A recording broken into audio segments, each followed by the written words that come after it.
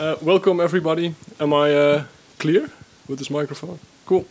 My name is Mike Huls, and for the next 25 minutes I'll like to share something about parameter design in Python functions. My subject of last year's talk was about how Python works as a tool to better understand it, because Python, in my opinion, is a tool that's very easy to use. So it's also very easy to use in the wrong way, which leads to all kinds of performance issues. And designing your functions in a way that they are used better is one small way to remedy this problem. So let's start with the goal of this talk. The goal is to create functions that have a little bit better design, so that the function gets used correctly more often. Happy developers. So the goal is to create functions that are at least not hard to work with and ideally easy. So let's go. First, a little bit about myself. My name is Mike Huls. I'm 34. I live near Groningen with my girlfriend and my 2 boys. For the past 3.5 years, I work at Data Next in Groningen, where we build a marketing automation platform. We believe that the right combination between customer and products requires a human touch, so we use all kinds of techniques to personalize and automate the marketing process so that the marketeers themselves have their hands free to do what they do best. I'm part of the data development team, where we combine data engineering with a bit of development, so we have a very broad toolkit, of which Python, of course, is the main one. We're also hiring, and we have a stand downstairs, so come talk if you're interested. My other hobbies are programming related as well. First of all, on medium.com I write some blogs. You can check it out at mikehuls.com or mikehuls.medium.com. The other one is Data Factory, a company I started with that is all about improving access to data for people who are not necessarily as technically skilled. It makes data readily available by replacing error-prone work, repetitive manual work with automation and smart tools that anyone can use. So the result is that people can do their actual work and start adding value instead of manually downloading data and cutting and pasting in Excel. If you want to know more, reach out to me. I used to have other hobbies as well that are much cooler, like bouldering and traveling, but then our twins were born, so you know how that goes. Let's start. First, we start off with a little bit of terminology. Go through a small list very fast. First one is arguments versus parameters. Many people use them interchangeably, but they're quite different. In this function below, you can see that there are 2 parameters, thing to greet and a greeting. These are just mere placeholders that get filled by the arguments, which are down here. They are the actual values. So we bind the value or the argument hello to the parameter greeting. Parameters are placeholders, arguments are the actual values. Number 2, parameter type hinting. In my opinion, always a good idea, because they make your function a bit more readable, which is always nice. Notice though that you can add a type hint, but Python doesn't enforce it. So this line here below, we can just call it with a string, despite being type hinted as an integer. So Python doesn't enforce the types, but notice that the type hint has an extra benefit, namely the yellow squiggly line, which indicates that that's my IDE saying like, hey, you provide the wrong data type for this function. So much more readable and debuggable. Number 3, Args versus kwargs, or arguments versus keyword arguments. We have a simple function. It has 3 parameters, subject, greeting, and shout. We can call this function, or the parameters, in 2 ways. First one is positionally, which means you can just place your arguments one after another, and they get matched by their positions to the parameters. This should be familiar. This can lead to unexpected behavior if you mess up the order, like in the last line, where it shouts Pygrunn true, which is not what we want. So you can remedy this problem by adding keyword arguments, which looks like this. Here you type out your parameter and bind it to a function, or bind the argument to a parameter. This is a little bit more work, because you have to type out all the parameters in addition to the arguments, but in my opinion it's readable. Last one, defaults. Here we have a simple function as well. We pass an event name and a participant, and we add it to a list. You can also provide the list, but if you don't, we give it a default, which is an empty list.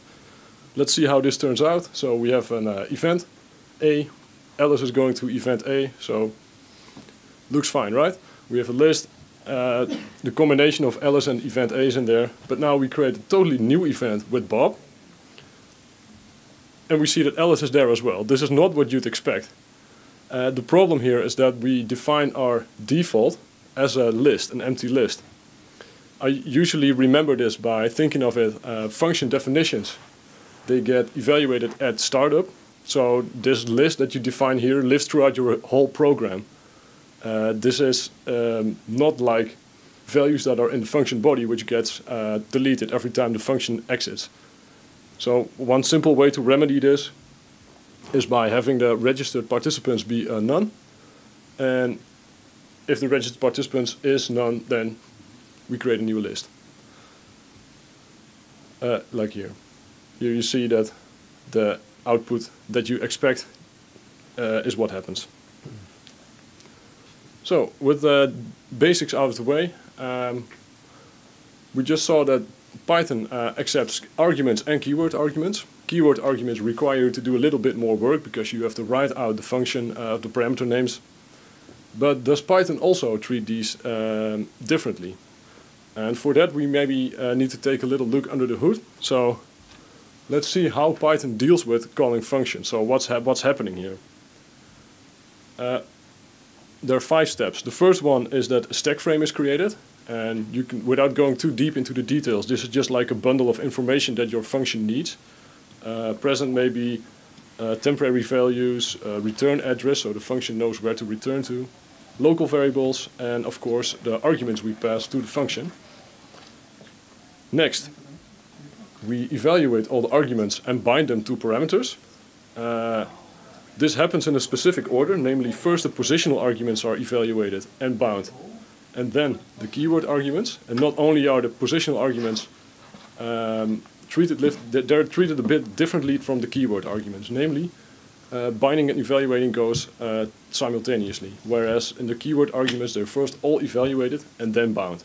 So here's a small difference, and later on we're going to see if there's a performance cost as well. Next, the function executes, it does its thing, its logic, it returns some stuff. Then we can transfer control back to the piece of code that called your function, and lastly local variables and stuff is destroyed through the Python garbage collector. Okay, so now we know that there's a little bit of difference in between how arguments and keyword arguments are handled. Which is faster? So we're going to do a benchmark. We'll take this function, which has like 2 simple arguments. We're going to call them in 2 ways. One with positional arguments, the other with keyword arguments. We're going to call them 25 million times and repeat this process 10 times over, so we have a nice average. Let's see the benchmark.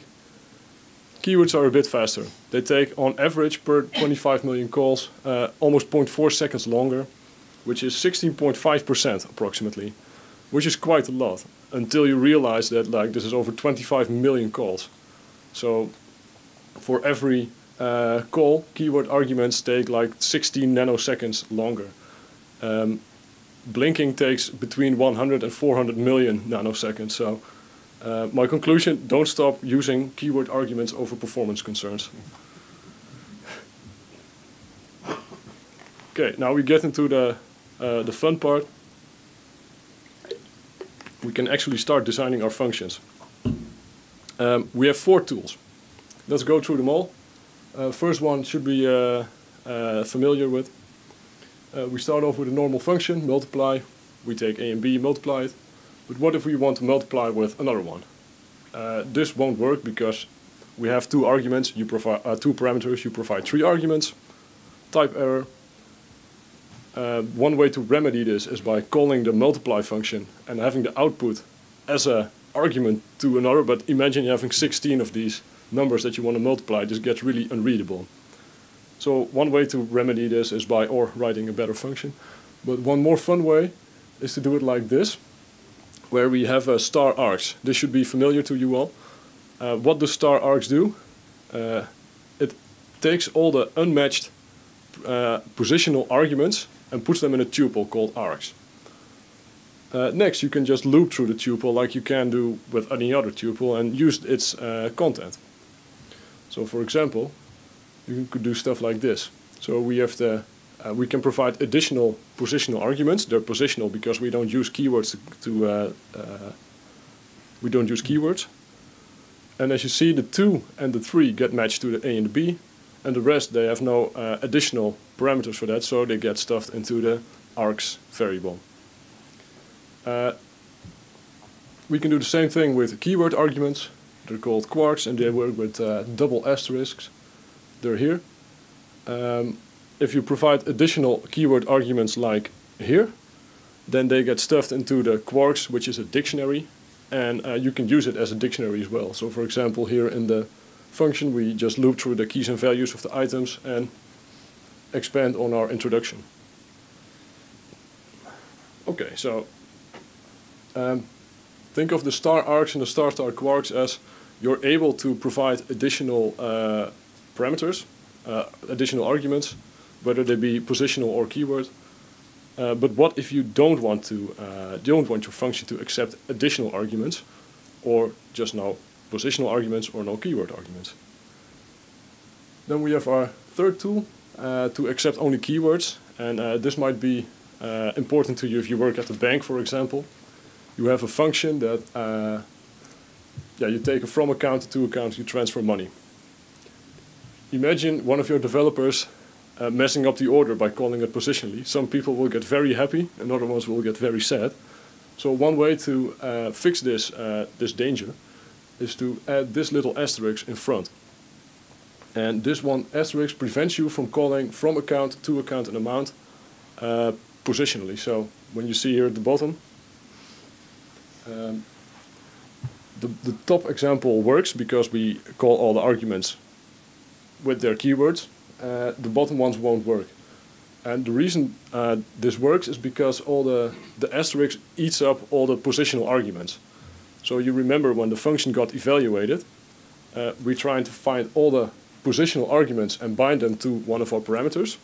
But before that happens, the asterisk eats them all up. So then it tries to find all the keyword arguments, but there aren't any anymore. So you get a type error. That's how I think of how this works. So this is what I mean by making your function a bit safer to use. This ensures that we can only use keywords. The same thing we can do with only positional arguments. That's what the slash is for. Everything that precedes the slash must be a positional argument. It works like this. Top example is okay. The rest is not because we use keyword arguments. But there's a weird thing here. I just said something about readability and having clear functions. Why would you want to prevent keyword arguments since they're so readable, right? There are some examples. For example, oh, wrong button. This one.